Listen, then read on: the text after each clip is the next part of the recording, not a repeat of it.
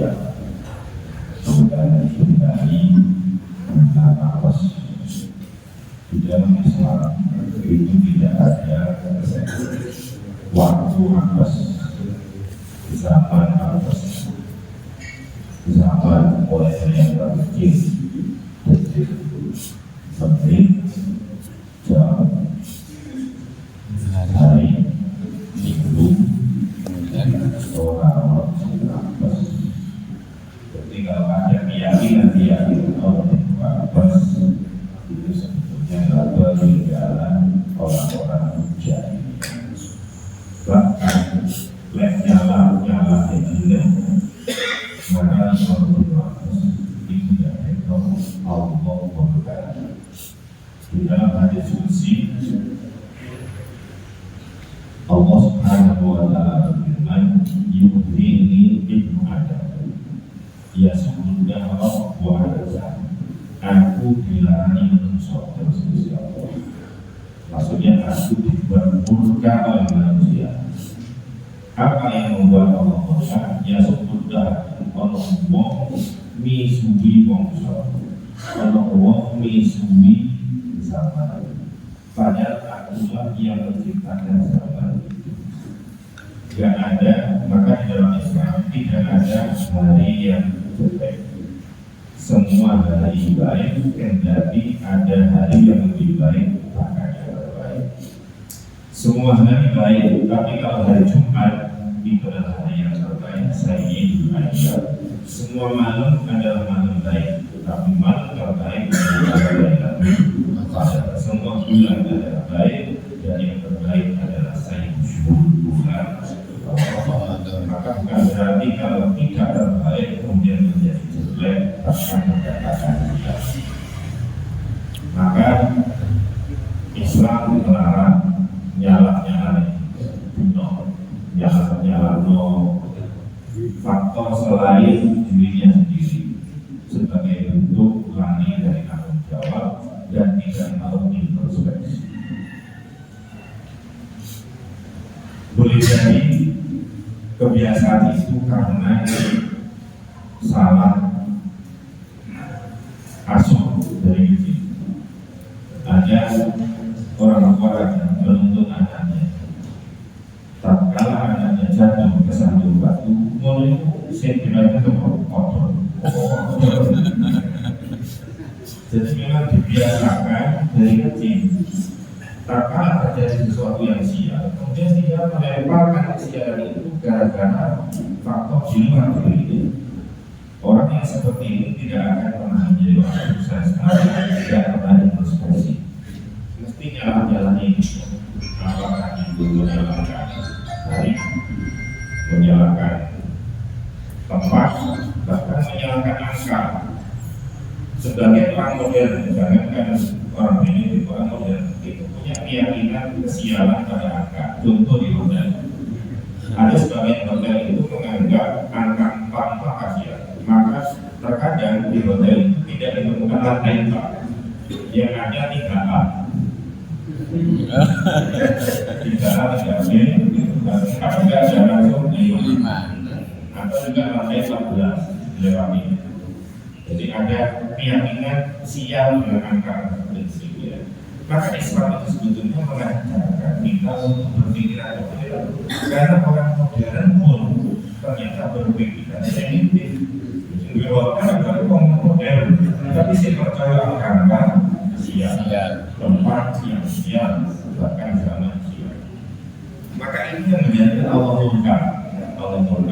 Maka kemudian karena Allah murka zaman, barang siapa yang mencela nafsa, mencela sama, berarti sama hanya di antara penciptaan, yaitu Allah Subhanahu wa Ta'ala. Coba bayangkan, karena ada takdir atau hubungan.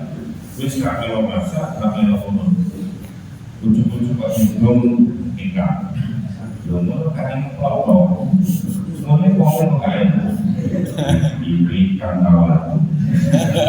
Ada sambil kami dibantu. Yang buat, yang masak, hadir benar siapa yang murka, yang marah, yang buat. Sama dengan kita, karena kita menyalahkan hari pentingnya menjalankan waktunya berarti kita sama dengan menjalankan Allah Subhanahu wa Ta'ala. Ada dua tim sepak bola pertandingan, kemudian kalah. Apa kata yang kalah? Dia kopas bapak apa? Ya itu dia orang yang kata awak sih bodoh. Kayak orang tanpa atau tidak. Dia tidak mau berefleksi. Oh gara-gara ini kurang latihannya atau kurang kekompakannya. Maka hal itu diterapkan dimanapun, termasuk dalam dunia pendidikan. Kalau ada pendidikan yang gagal ataupun apa yang kurang baik, jangan kemudian lempar jauh itu harus tidak mau introspeksi. Maka senantiasa kita muhasabah introspeksi, jangan kemudian menyalahkan faktor lainnya.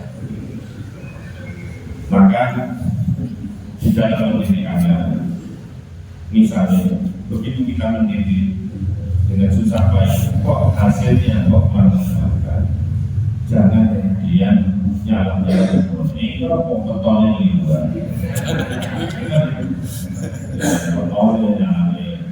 sama dengan menyalahkan waktu. Dan sekarang ini itu adalah tradisi jahiliyah. Maka ingin menghapuskan itu karena kita telah safar, tidak hanya kesialan di bulan safar. Maka Islam itu adalah berperadaban, Islam itu sebetulnya modern, ingin menghapuskan ya, pikiran-pikiran, keyakinan primitif kayak begitu, tapi ternyata masih sampai sekarang lebih banyak sing berjual hitungan, sing berjual angka sial, hari sial dan seterusnya. Maka itu bukan dari Islam, bahkan Nabi ingin menghapuskan. Dahulu tidak ada safar, bulan Syawal itu juga dianggap sebagai bulan sial untuk menikah.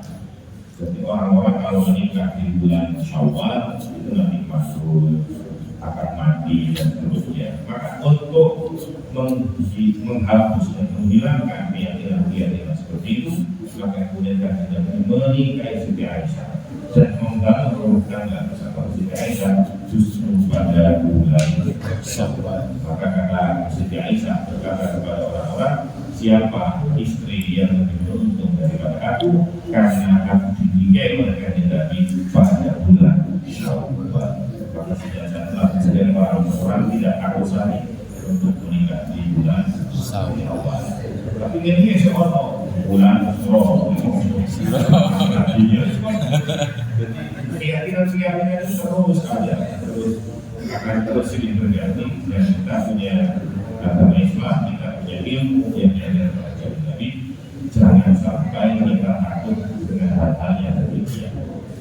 Apapun juga dengan kesialan, zaman orang-orang dulu itu sialnya dengan burung. Jadi kalau dia melakukan perjalanan jauh di tengah jalan, kok ketemu burung tertentu, itu kok larinya ngiri. Maka ini pertanda sial. Artinya dia mengurungkan niatnya untuk dia kembali. Maka ini kata Nabi, menqaddat tiawan hajati faqashar. Barang siapa yang dia mengurungkan niat gara-gara melihat satu kejadian kayak begitu, maka dia telah syirik kepada Allah. Karena tidak dia kasih Allah, tapi takut juga sama Allah.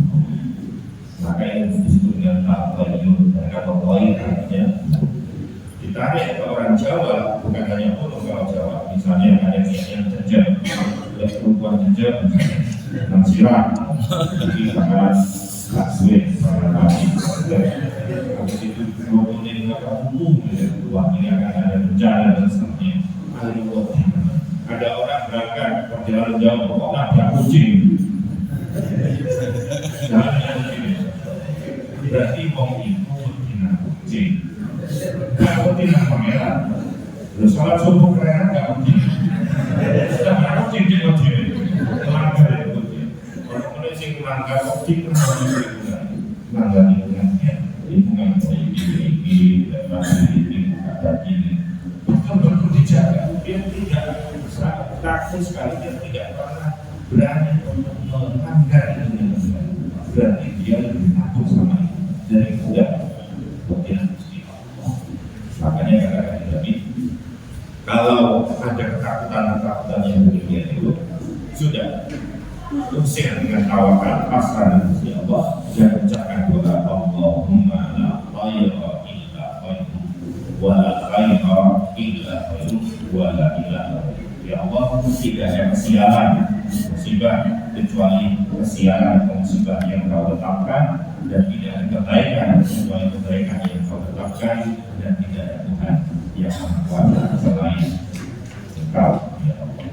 Maka kalau memang terjadi demikian, maka yakin kita bukan karena angkanya, bukan karena kucingnya, atau bukan perkalian itu takdir.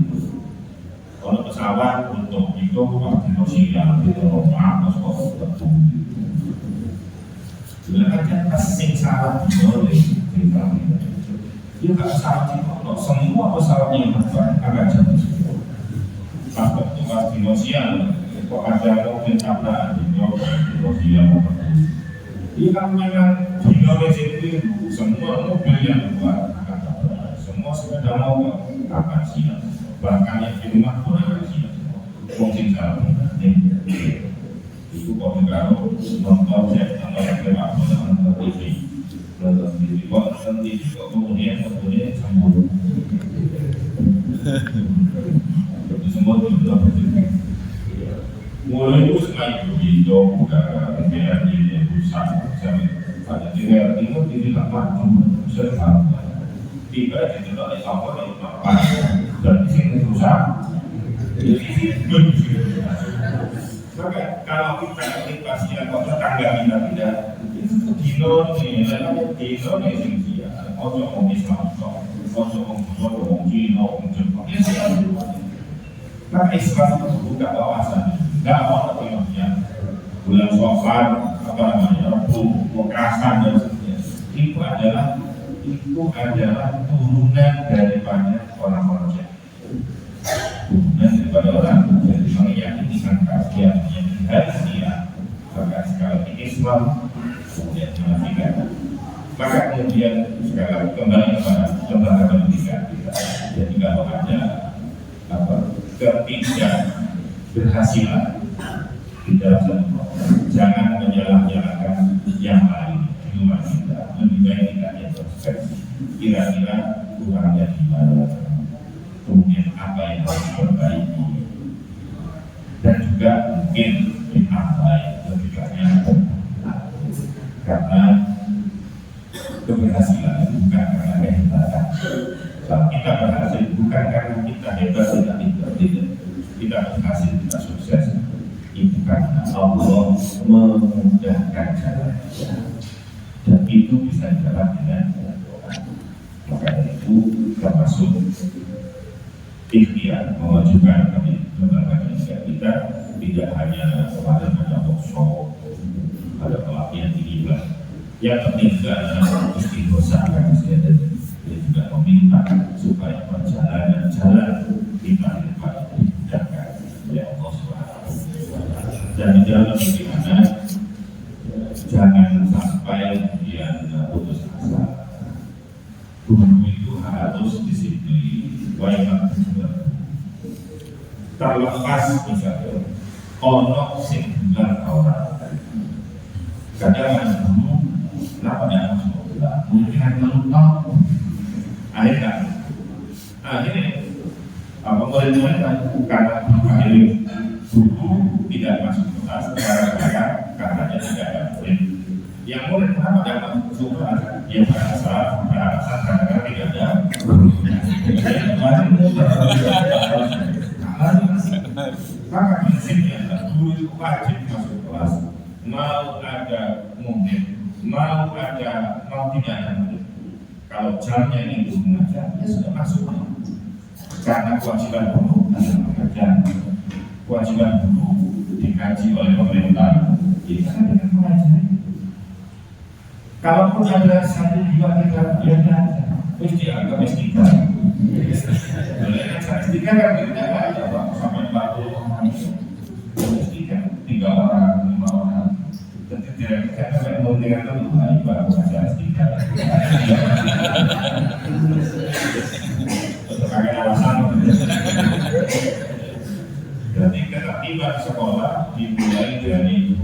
Ingat kata-kata guru kencing berdiri, murid kencing maka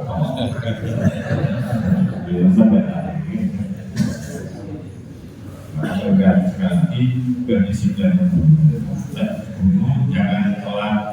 Begitu telat sedikit muridnya guru telat 5 menit, ya muridnya bisa telat 50 menit karena ditiru dengan yang bilangnya sama murid. Maka dari itu guru dan dia guru dan di ojo ibu-ibu guru.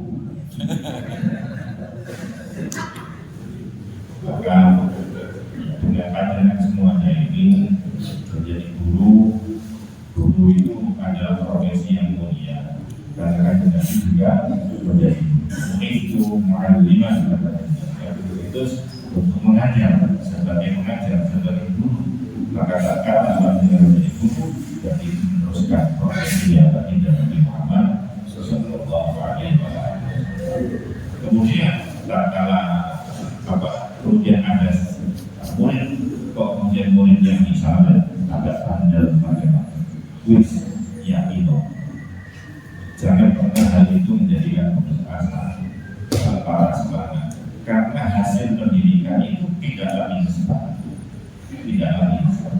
tapi pendidikan itu satu yang akan menjadikan berhasil kalau dia menasihati yang melanggar. Itu harus seperti yang sampai itu barangkali akan dari kami bosan potong ya saya salah sih potong ini maka ingatlah sekeras-kerasnya batu yang ada di buat dia akan tembus dan berubah karena tetesan air yang lemah tapi terus komit. Kalau tetesan air buat pintong lalu terus tebal langsung di soknya waktu apakah iso belum? Jadi kalau ada santri, ada siswa sing melanggar, kok kemudian ceramah sampai mengajar gimana? Dan dia dipilih dan kita tidak tahu kapan nasihat kita itu akan berhasil. Boleh jadi dinasihati itu sampai makhluk masih cinta, boleh jadi ternyata tahun berikutnya kemudian artinya itu tidak nasihat kemarin tidak sia-sia, tidak akan ada yang sia, cuma belum waktunya saja. Ada seorang pemuda, dia kerjanya memecah batu. Pada pertama kali dia menjadi kuli batu, dia datang ke padang gunung, dia ambil pakaiannya itu, kemudian diayunkan, sudah berkali-kali, akhirnya dia pindah sampai tengah hari tidak ada satu batu yang pecah, dan saat kemudian ada seorang kakek-kakek, ada apa tingkat batu di sini kok ada setting yang sama sudah pukul berbukan dan kata-kata mana batu yang paling banyak kamu pukul yang ini mana materi mana materi seperti yang langsung pecah. Kakek langsung muda sama dengan hari Ramadan dan sampai bisa sampai yang bisa menjaga sudah 10 kali dan pecah. Kok bisa? Apa kata kakek? Saya bukan orang hebat, orang sakti, kamu jadi bodoh. Ini waktu ini diusi Allah ditakdirkan misalnya akan kerja pada bulan ke-70. Lah kamu tadi umur sudah banyak berhenti di 69. Saya katakan satu. Jadi batu dipecah bukan karena pengajaran tapi akumulasi dari ASZ 70. Maka salah dengan berubah watak atau perilaku yang sama dari atau sesuatu. Bukan karena nasihatnya tapi itu kakak. Dan sekali kita tidak tahu itu berapa yang kita nasihati kemudian Ada juga satu cerita, ada santri ini di Solo, kalau ceritanya Kiai Umar, Kiai sing terkenal santri itu benar-benar. Satu ketika di lain tempat ada satu pondok pesantren mengundang seorang pembagian, dan pembagian itu kemudian cerita ini pondok saya kayak tak koyo di pondok yang rumah oleh saya umar kan umar luar biasa ya. Jadi kita enak kemudian turun lagi sama kiainya gerak dan kiai nangis. Bukannya kemudian merasa bersalah, mohon maaf ya kalau ada selama saya tadi menyinggung. Udah, tidak ada yang salah, tidak ada yang berbeda. Tetap kenapa? Iya, justru cerita memang dengan ibu terus cerita apa? Cerita sandarnya ibu cerita itu sandarnya ibu itu makanya mau diceritain saking putus asa nih pengurusnya, terus dia dicatat ada berapa, ada 11 santri dicatat namanya diserahkan ke dia. Dan sebenarnya memang dipoyo di ternyata sama dia hanya mereka 2 hari, 3 hari dan terus ya memang kondisinya benar-benar bukan kami dan dengan segala baik pulau ini salah satu santri yang terdaftar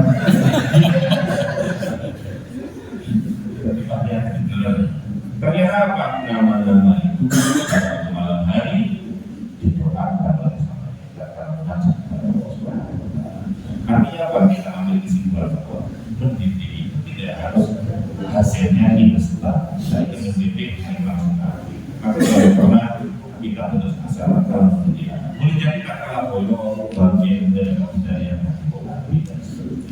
maka jangan pernah berhenti untuk menasihati, jangan pernah berhenti untuk mendidik, dan yakinlah tidak ada yang sia-sia dengan pendidikan dan nasihat. Dan ingatlah bahwa ilmu yang kita sampaikan itu akan menjadi penyelamat kita ketika orang nanti orang amal kita minta salah satunya adalah ilmu yang kita ajarkan. Kalau bisa manfaat, langkah lagi sama boleh kita maka itu akan menjadi ladang pahala kita kalau kita sudah beda.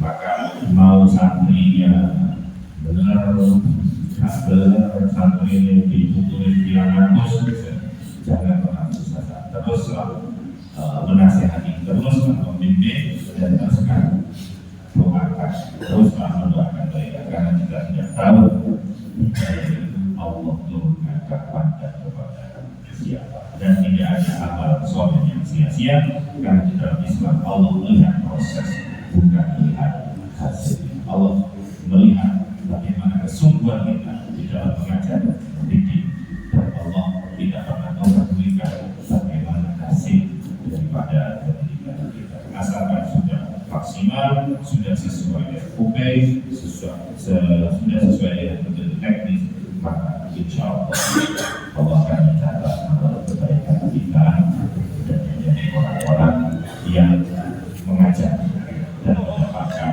balasan dari Allah Subhanahu wa Ta'ala. Di hari kiamat para nabi itu dijejer baris, ada yang murid, ada yang berjutaan, ada yang pengikutnya jutaan, ada yang ribuan, ada yang ratusan, ada yang puluhan, bahkan ada yang cuma beberapa, bahkan ada nabi benar-benar sendiri, tidak ada yang banyak.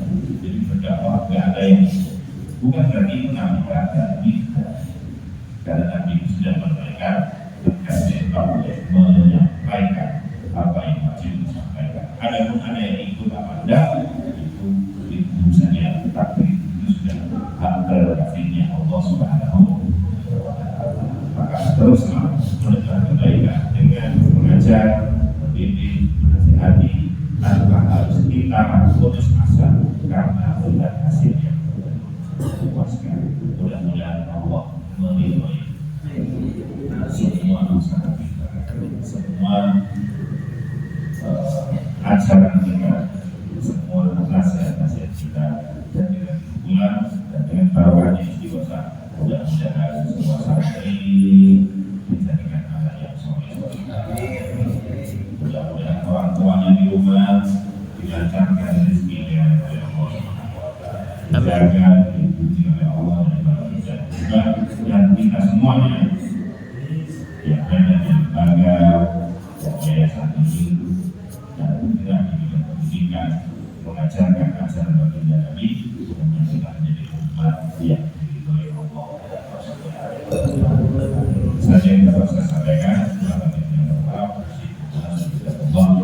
Assalamualaikum warahmatullahi wabarakatuh.